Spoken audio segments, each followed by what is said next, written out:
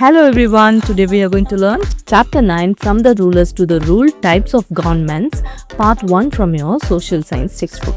In this video, I'll be covering each and every line from the chapter so you don't miss anything important. Make sure to keep your notebook and pen ready and take notes while watching. This will help you remember the concepts better. You can pause or rewind any time to write things down. So, let's begin. From the rulers to the rule. Types of governments. The word rulers here refers to kings, queens, emperors or governments that have the power to govern a country. The word ruled refers to the people who live under their rule. In this chapter, we will learn about different types of governments, how people were governed in the past and how governments work today. We will also learn about the responsibilities of governments towards their citizens. First, we have a quote by Kautilya in Arthashastra, translation by L.N. Rangarajan. So, this quote was originally written by Kautilya in Sanskrit in his famous book Arthashastra. It was later translated into English by L.N. Rangarajan. A translator is a person who converts a text from one language to another so that more people can read and understand it. A ruler's duties in the internal administration of the country are threefold. Raksha, that is protection of the state from external aggression. Palan, that is maintenance of law and order within the state. And Yogakshema, that is safeguarding the welfare of the people. So here Kautilya says that a ruler has three important duties. The first duty is Raksha, which means protecting the country from enemies and attacks from outside. Just as parents protect their family, a ruler must protect the kingdom. The second duty is Palan, which means maintaining law and order within the country. People should follow rules, crime should be controlled, and everyone should live peacefully. The third duty is Yogakshema, which means looking after the welfare of the people. A ruler should think about the happiness, safety and well-being of the people and work for their benefit. So, according to Kautilya, a good ruler should not only protect the country but also maintain peace and take care of the people. This idea is very important because in this chapter we will learn how governments work and what responsibilities rulers and governments have towards their people. Figure 9.1, inside the Indian Parliament. So, this picture shows the inside of the Indian Parliament. The Parliament is a place where elected representatives meet to discuss important issues, make laws and take decisions for the country. The big questions are, what are the different types of government? Where do governments get their power from? How does a country's government interact with the people? Why does democracy matter? So, we will learn answers for these questions in this chapter. What is government? What are its functions? In grade 6, we learned what government is and explored some of its roles. The government plays an important role in our lives. This role includes maintaining law and order in society, ensuring peace, stability and security for the people, managing relationships with other countries, taking care of national defense, delivering essential goods and services, that is education, healthcare and infrastructure, managing the economy and economic activities, working for the welfare and improving people's lives. So, in grade 6, you learned about government and some of its roles. Let us quickly revise what a government does. The government plays an important role in our daily lives. One of the main functions is to maintain law and order. This means making sure that people follow rules and laws so that society remains peaceful. The government also works to ensure peace, stability and security. It tries to keep people safe and maintain a peaceful environment in the country. Another important function is managing relationships with other countries. Governments communicate and cooperate with other nations on various matters. The government is also responsible for national defense. It protects the country from external threats with the help of the armed forces. The government provides essential services such as education, healthcare, roads, bridges and other facilities that people need in their daily lives. It also manages the economy and economic activities. This includes supporting trade, businesses, jobs, and the overall development of the country. Finally, the government works for the welfare of the people and tries to improve their quality of life through various programs and services. So, a government is not just about making laws, it performs many important functions that help a country run smoothly and support the well being of its people. Let's explore. Do you remember this picture from your grade 6 textbook? The government also has many other roles. Try to list them. So, do you remember this picture from your grade 6 textbook? This picture reminds us that the government performs many important functions in our daily lives. We can see transport services such as trains and roads which help people travel and move goods. And we can see construction and infrastructure work, showing that the government builds and maintains roads, bridges and other public facilities. And we can also see healthcare services where doctors and nurses provide medical care to the people. We can also see soldiers protecting the country, which is part of national defense. There is a traffic police officer maintaining law and order on the roads. And we can also see disaster management, rescue work or public safety services. The government also provides education and ensures justice through courts. It also provides important services such as banking and postal services. So, this picture shows only some of the government's roles. Can you think of more? For example, the government provides electricity and drinking water, protects forest and wildlife, and controls pollution, issues important documents, and runs welfare programs for people. So, the government's work affects almost every part of our daily lives. In grade 6, we learned that India has a democratic form of government.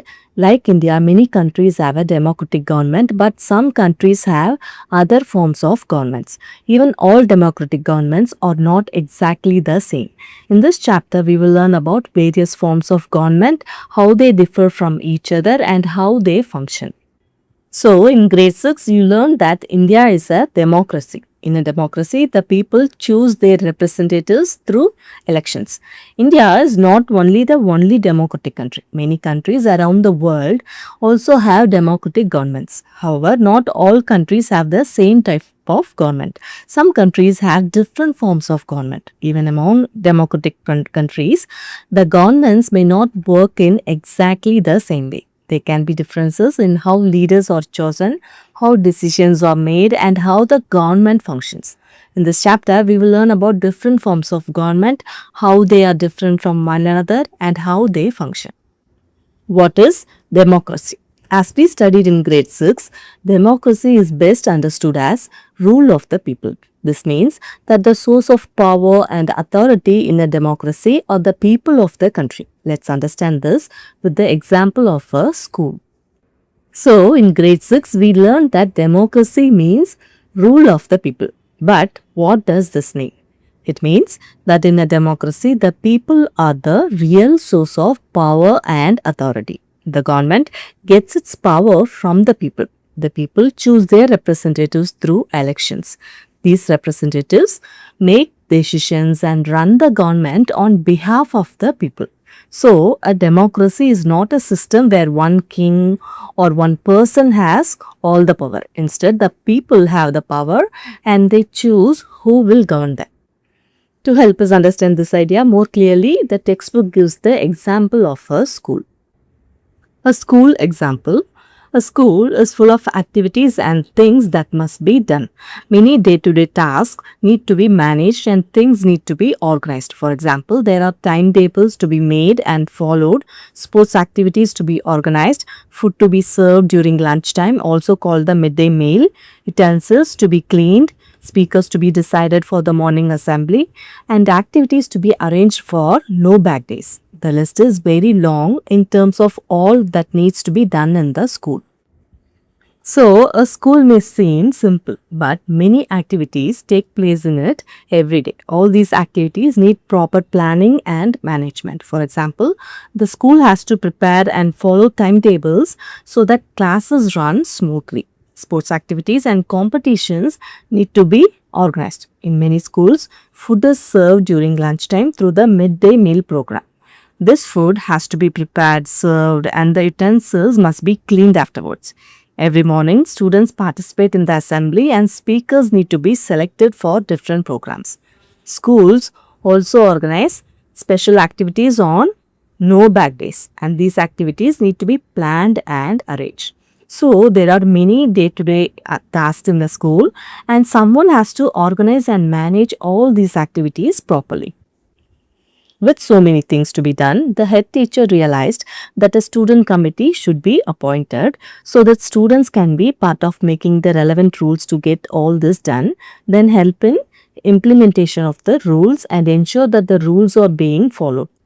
The question before the head teacher was, who will be part of the committee? So the head teacher saw that there were many activities to manage in the school and it would be difficult for one person to handle everything alone. So the head teacher decided to create a student committee. A committee is a group of people chosen to help with certain responsibilities. The purpose of the student committee was not only to help carry out the work but also to allow students to take part in making rules related to school activities. So the committee would help make rules, help implement the rules and ensure that the rules are being followed. But if a student committee is to be formed, who should be chosen to be part of it? The head teacher discussed this in the assembly. She proposed that it would be good if some students can take responsibility for these tasks. A student committee should be formed. Hearing this, the students got excited and started arguing.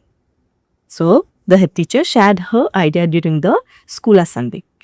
She suggested that some students should take responsibility for the various activities in the school. She proposed forming a student committee. The committee would help in managing different tasks and making sure that school activities run smoothly. As soon as the students heard this idea, they became excited. Many students wanted to be part of the committee and they started expressing their opinions and arguing about who should be selected. Nagma says, students in grade 12 are the most senior. They will take care of everything. Shobha, but you will finish school in a few months. The students in grade 11 should take care of everything. Gurpreet, if the students of only one grade will take care of everything, then how will they know about the problems that other grades face? So now we can see that different students have different opinions about who should be in the student committee. Nagma says that grade 12 students are the most senior in the school and according to her, they should take care of everything because they have the most experience. But Shobha disagrees. She points out that grade 12 students will leave school in a few months. So she feels that grade 11 students should take responsibility instead. Then Gurpreet raises an important point. He says that if students from only one grade are in the committee, they may not understand the problems faced by students in other grades. So Gurpreet suggests that the committee should not represent just one class or one grade. It should include students from different grades so that everyone's concerns can be understood and represented. In this exciting situation, the students finally came to three options. Everyone in the school becomes part of the committee and takes responsibility. The head teacher chooses the students herself for the committee and the students choose their representatives through voting and the chosen representatives become the members of the committee. Representative, a person who is chosen to act or make decisions on behalf of other person or group of people. So, a representative is a person who is chosen to speak, act or make decisions for a group of people. For example, suppose each class chooses one student for the student committee, that student will represent the class. If there is a problem in the class, the representative can tell the committee about it. And if the committee makes a decision, the representative can explain it to the class. So, a representative acts on behalf of others and makes sure their views and concerns are heard. So, after a lot of discussion, the students thought of three possible ways to form the student committee. The first option was that every student in the school should become a member of the committee and share the responsibilities. But in a large school, this would be difficult because there are so many students and it would be hard to make decisions. The second option was that the head teacher should choose the members herself. This would be quicker, but the students would not get a chance to choose who represents them. The third option was that students should vote and elect representatives. The students who receive the most votes would become members of the committee. This would allow students to choose their own representatives. Think about it. The school example helps us to understand the concept of representation and how it works. However, the students' committee is different from parliamentary and legislative committees, as class representatives in a school are quite different from members of parliament, that is MPs, and members of the legislative assembly, that is MLAs. What are these differences? Discuss with your teacher in the classroom and make a list. So, the school example helps us understand the idea of representation. In both cases, people choose someone to represent them and speak on their behalf. However, class representatives and government representatives are not exactly the same. A class representative represents only the students of a class and deals with school-related matters. On the other hand, members of parliament, that is MPs, and members of the legislative assembly, that is MLAs, represent thousands or even millions of people in a constituency. They discuss important issues, make laws, and help govern the country or the state. So, the school example helps us understand the basic idea of representation, but the responsibilities of MPs and MLAs are much larger and more important. Let's explore. Which of the three methods do you think is most effective? Why? So, option 1 is everyone becomes part of the committee. In this option, every student in the school becomes a member of the committee. This sounds fair because everyone gets a chance to participate. However, if hundreds of students are in the committee, it will be very difficult to discuss issues and make decisions. Different students may have different opinions, and reaching an agreement may take a lot of time. So, this is not right. Second option, the head teacher chooses the committee members. In this option, the head teacher selects the students for the committee. This method is quick and easy. However, students do not get a chance to choose their representatives. Some students may feel that their opinions are not being considered. So, this is also not suitable. Option 3, students elect representatives through voting. In this option, students vote and choose representatives among themselves. And the elected representatives speak and act on behalf of the students. So, here every student gets a chance to participate through voting and the committee remains small to work efficiently. This method is fair and allows students to choose people they trust. So, the third method is the most effective method because students choose their representatives through voting and it gives all students a chance to participate while keeping the committee small enough to function properly.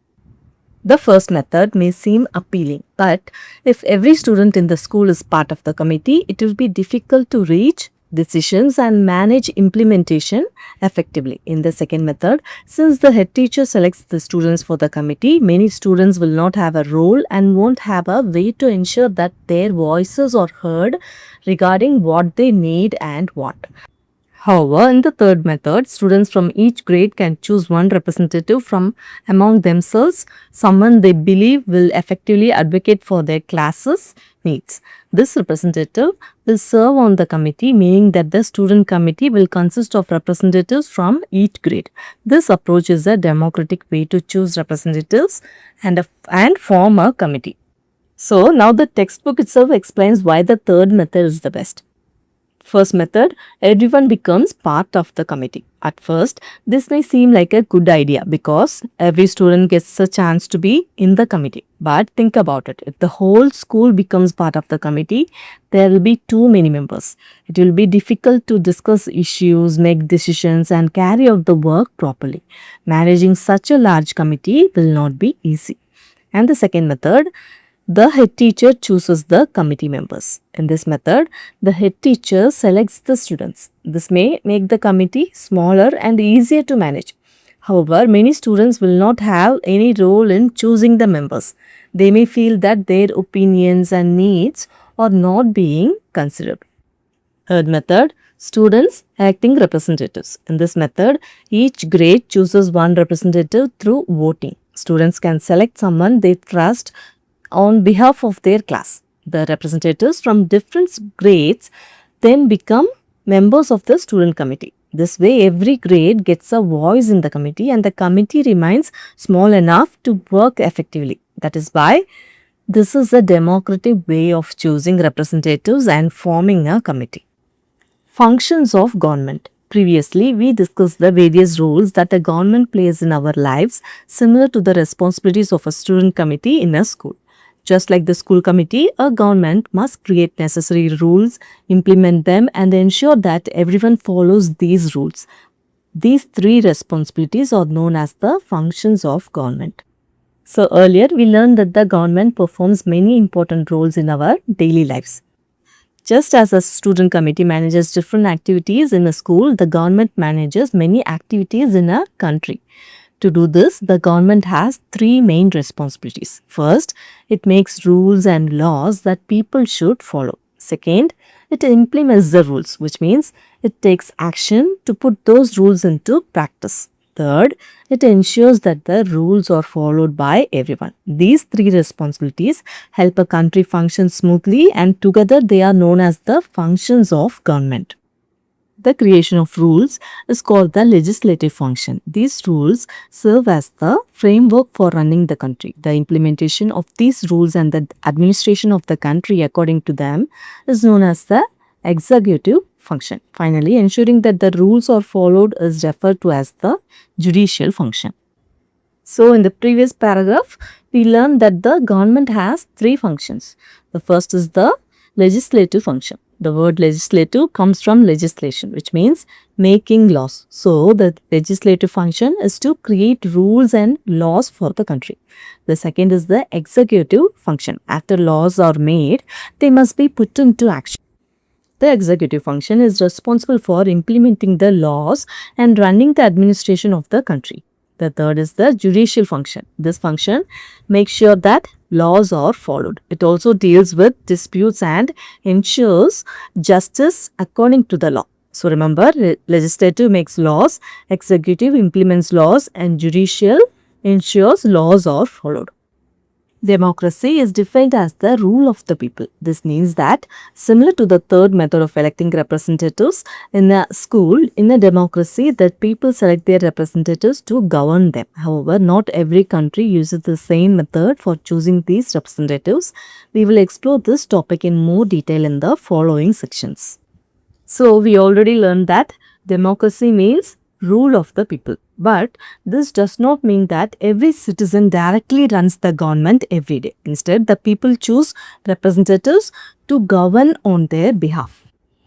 Think about the student committee in the school. Students voted and selected representatives from each grade. In a similar way, citizens vote and choose representatives to run the government. This is why democracy is called the rule of the people, because the power ultimately comes from the people and they choose who will represent them. However, not all countries choose their representatives in exactly the same way. Different democratic countries may follow different election systems. We will learn about those methods in the next sections. Abraham Lincoln, a US president in the late 19th century, described democracy as a government of the people, by the people, and for the people, a phrase still widely used today. Abraham Lincoln was one of the presidents of the United States. He gave a very famous definition of democracy. He described democracy as government of the people, by the people, for the people. Of the people means the government belongs to the people. By the people means people choose their representatives through elections. For the people means government works for the welfare and benefit of the people. This definition shows that in a democracy, the people are the most important. The government gets its power from the people and works for their well-being. That is why Abraham Lincoln's definition is still widely used today. Figure 9.4, an 1896 mural by the painter Vedder called Government from the Library of Congress, USA. Mural, a large painting or artwork created directly on a wall or a ceiling. Unlike a painting on paper or canvas, a mural is created on the surface of a wall, building or ceiling. Murals are often used to tell stories, show historical events, express ideas, or decorate public places. Because they are large, they can be seen and appreciated by many people. You may have seen murals on school walls, public buildings, railway stations, or city streets. So, this mural is called Government, painted in 1896 by the artist Vedder. It is displayed in the Library of Congress. In this mural, you can see that the central female figure represents government. She is seated in the middle, showing authority and stability. She is holding a tablet that contains Abraham Lincoln's famous words, government of the people, by the people, for the people. This emphasizes the idea that a democratic government belongs to the people, is chosen by the people, and works for the welfare of the people. What makes governments different? The government of any country evolves over time. Since countries have their own history, culture, and aspirations, it is natural that governments of different countries are different. Let's look at some aspects that can make one form of government different from another. These differences will become clearer when we look at various types of government later in the chapter. So, we already learned that governments are not exactly the same in every country. Over time, the government of a country develops and changes according to the needs of its people. Every country has its own history, culture, traditions, and goals.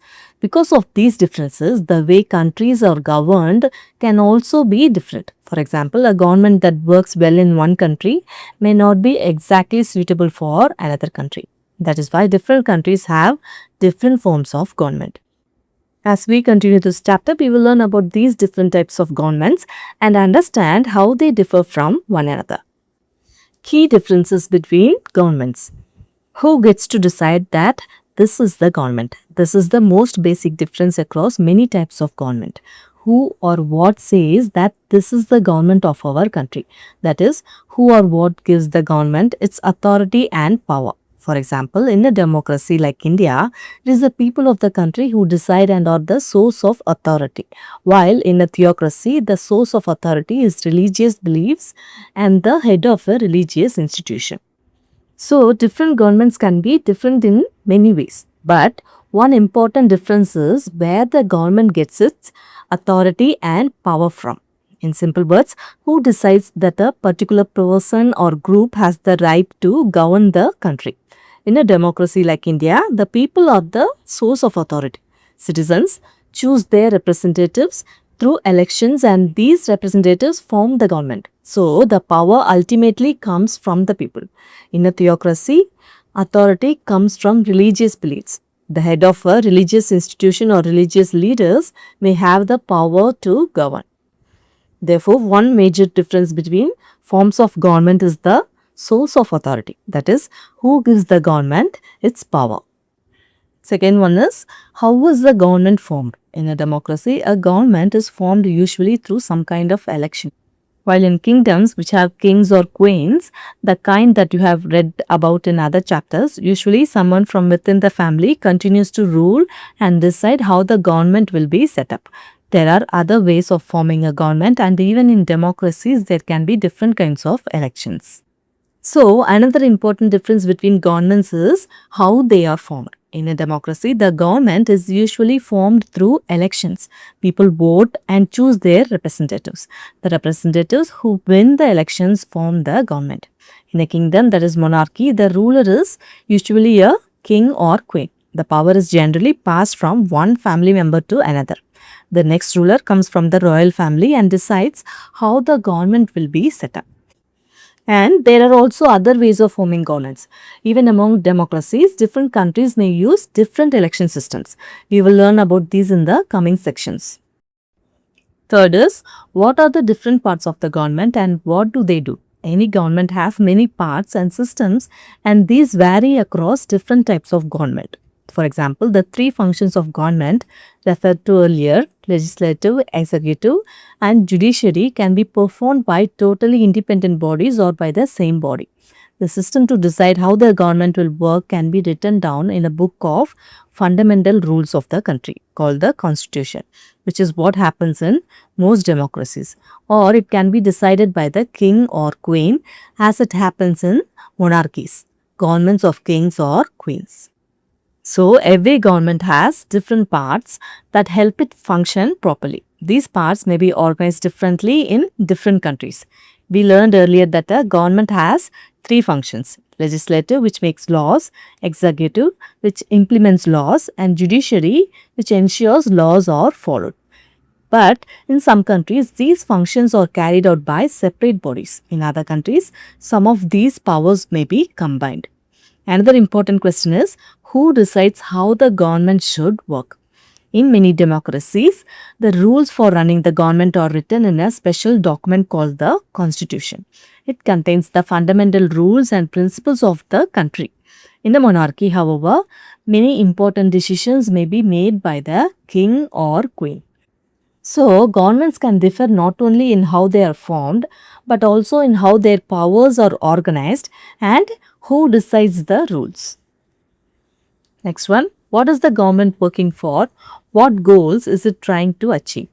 Governments are designed to work towards certain values and ideals. Some governments, like the Government of India, are designed to work towards equality and prosperity for all, while some other governments may be designed only for the prosperity of some families or groups. So, another important difference between governments is their goals and objectives.